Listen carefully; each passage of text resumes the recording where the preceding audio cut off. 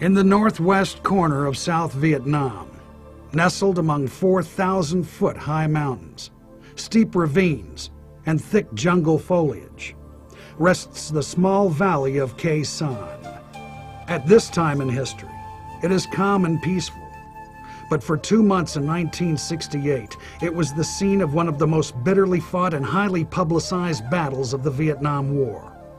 For 70 days and nights, a determined group of 6,000 Marines and Allied troops held out against a besieging force of 20,000 North Vietnamese. Was Khe Sanh worth it? Why did the U.S. military command feel it necessary to defend this outpost? This is its story.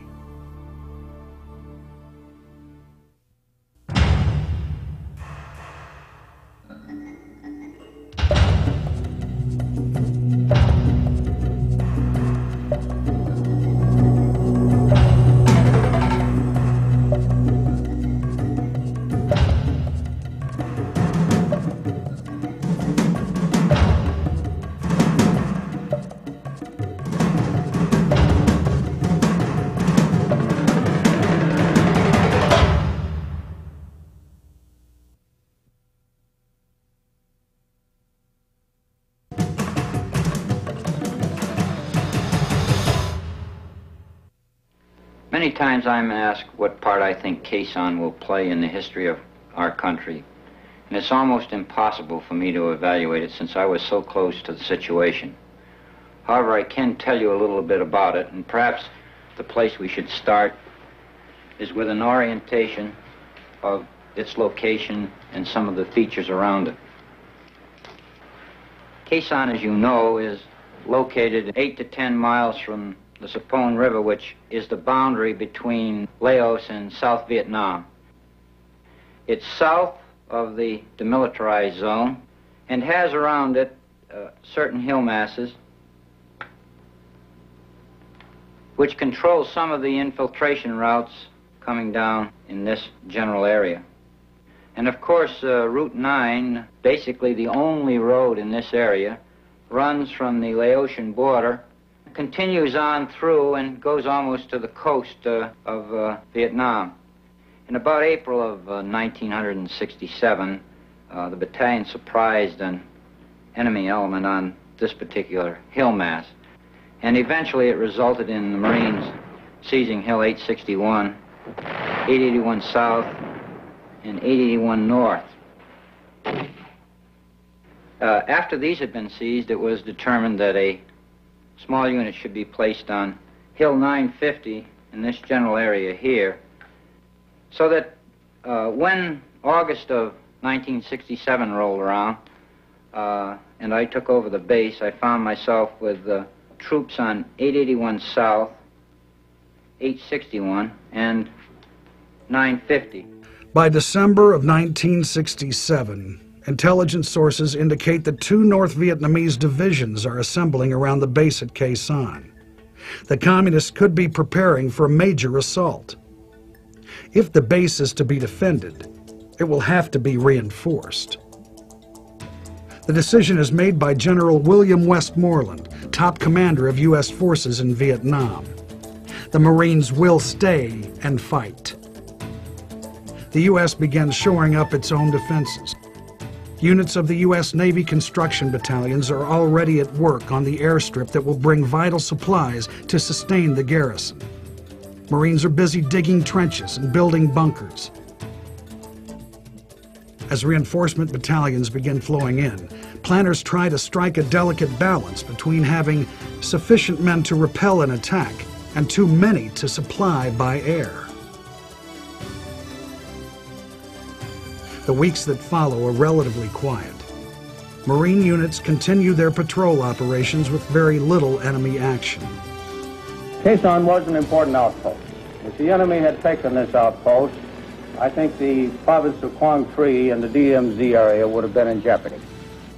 If he could have seized that plateau, he could have run trucks with ammunition, logistics, and even conventional artillery into the Khe Sanh plateau, and certain of our installations further to the east could have been made untenable. Now, We saw the enemy building up his forces in order to siege and eventually overrun Khe Sanh as he did Dien Bien Phu in 1954. Khe Sanh and Dien Bien Phu. The comparison is natural.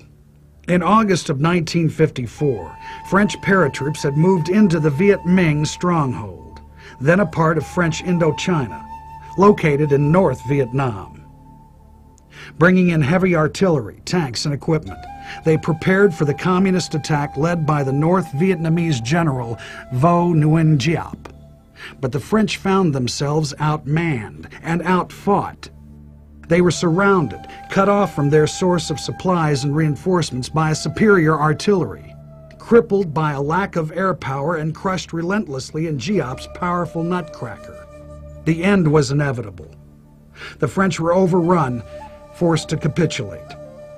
The defeat brought an end to nearly 10 years of the Indochina War.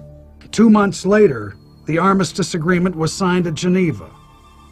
Vietnam was partitioned, and French influence in Southeast Asia collapsed. The Russian communists were quick to congratulate the victors, Ho Chi Minh and his brilliant general Giap. Now, 15 years later, the same General Giap is determined to repeat his victory at Khe Sanh. By January 1968, the stage was set. Inside the 1 by 1/2 mile perimeter of the Marine garrison were 6,000 U.S. Marines, a battalion of South Vietnamese Rangers, and a handful of Air Force and Seabee support troops. Burrowed in bunkers and hidden under the triple canopied foliage that covered the surrounding slopes was the largest and best equipped force ever mustered by the enemy. 20,000 North Vietnamese Army troops.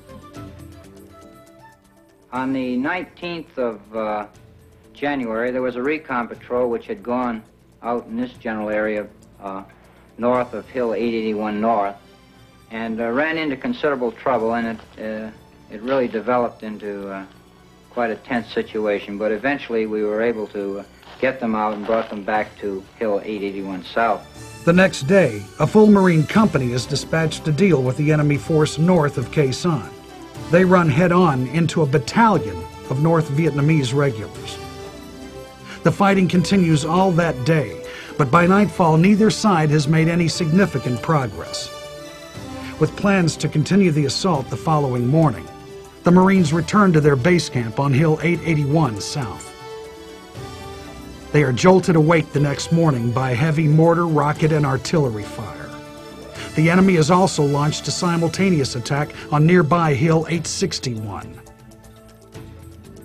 And that no sooner got started than down here in Khe Sanh village, CAC unit came under attack by about a battalion. So we had 3 things going at once, and naturally my concern was with all of these forces which are around me. As you can well imagine, I began to become concerned that they might start closing the base. The siege is on. The Americans counter with massive artillery strikes of their own. Allied aircraft begin bombing and strafing enemy positions in the hills surrounding Khe Sanh. U.S. commanders know that Khe Sanh is only one part of the North Vietnamese offensive strategy. The Americans are sure a larger attack is coming, but they can only guess at the timing. They guess wrong. The North Vietnamese surprised the American forces by launching a vast, sweeping offensive on the holiday of Tet, the celebration of the Lunar New Year. Shocking numbers of enemy forces strike in more places than the Americans could have imagined possible. The North Vietnamese had been clever. The buildup of forces and ensuing attack on the remote base at Khe Sanh was in large measure a diversion. While Khe Sanh was strategically useful, most of its value lay in its ability to keep Allied aircraft preoccupied, while North Vietnamese forces conducted their vast offensive elsewhere. The Americans had taken the bait, dedicating hundreds of fighter bombers to provide air cover to the Marines surrounded at Khe Sanh. But after years of fighting a frustrating guerrilla war, General Westmoreland was thirsting for a classic military battle. The commitment had been made. The Marines would make their stand at Khe Sanh.